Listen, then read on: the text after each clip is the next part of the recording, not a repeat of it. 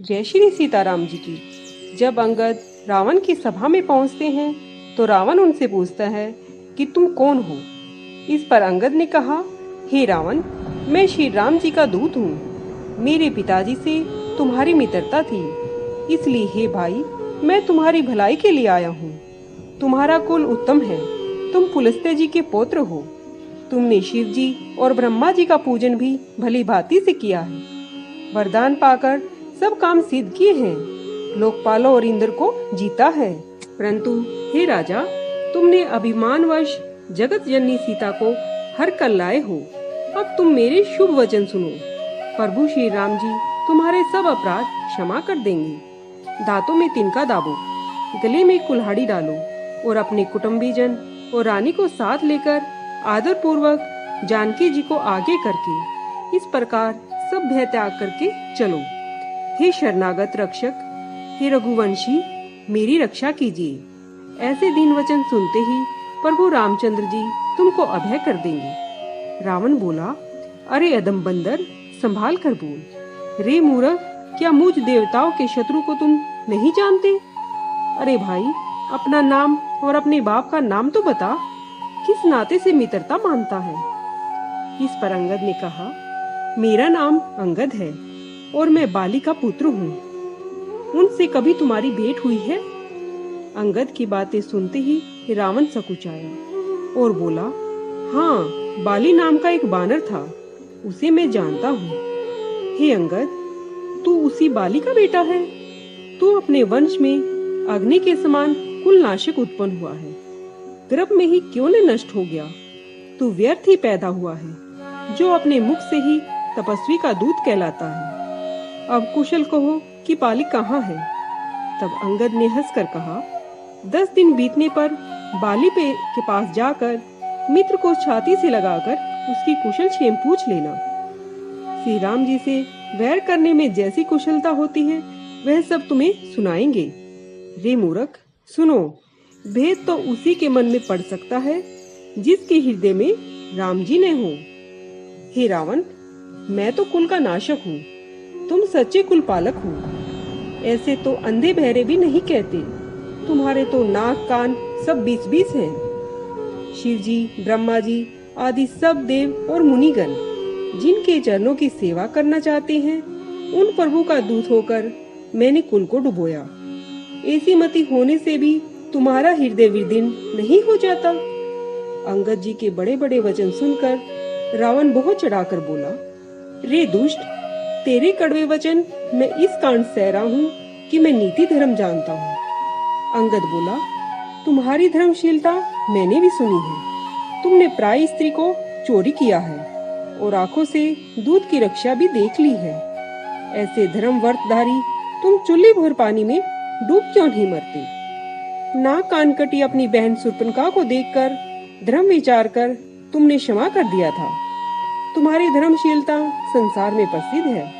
मैं भी बड़ा भाग्यवान हूँ जो तुम्हारा दर्शन पाया। रावण बोला, रे मूर्ख पशु बंदर, बकवाद मत कर। मेरी भुजाओं को देख, जो महाबली लोकपालों के बल रूपी चंद्रमा को गरसने के लिए राहु के समान है। फिर आकाश रूपी तालाब में मेरे हाथ रूपी कमलों के ऊपर ठहर कर शिवजी समेत कैलाश पर्वत हंस के समान सुशोभित हुआ था। सुनो अंगद, तुम्हारी सेना में मुझसे लड़ने योग्य कहो कौन सा योद्धा है? तुम्हारा प्रभु तो स्त्री के वियोग से बलहीन है और उसका भाई अपने भाई के दुख से बड़ा ही दुखी और निर्बल है। तुम और सुग्रीव दोनों नदी के किनारों के वृक्ष के समान हो और जो मेरा भाई विभीषण है वह तो बड़ा ही डरपोक है। मंत्री जामवंत बहुत बूढ़ा हो गया है, क्या वह एक समर में डट सकता है? नल नील ये तो शिल्प का काम जानते हैं, परंतु एक बंदर बड़ा बलवान है जो पहले यहाँ आया था और जिसने नगर जलाया था। वह सुनकर अंगद जी बोले, रे निशाचर, सच बात कहो, क्या सचमुच उस बानर ने लंका को जला दिया था? रावण के नगर को एक छोटा सा बानर जला दे, ऐसी बात सुनकर कौन उसे सत्य कहेगा? रे रावण, जिसे तुम बड़ा योद्धा कहकर सराहा है, वह सुग्रीव का एक छोटा सा दूत है जो भूत चलाता है। और वह योद्धा नहीं होता। हम लोगों ने उसे खबर लेने के लिए भेजा था। क्या सचमुच बानर ने प्रभु की आज्ञा पाए बिना नगर जला दिया? इसी से लौटकर तो वह आज तक सुग्रीव के पास नहीं गया, उनके डर से छिप गया है। हे रावण, तुमने सच कहा। सुनकर मुझे क्रोध नहीं होता। हमारी सेना में ऐसा कोई भी नहीं है जो तुमसे लड़ते हुए शोभा पावे। प्रीति और विरोध बराबर वालों से करना चाहिए। नीति ऐसी ही है।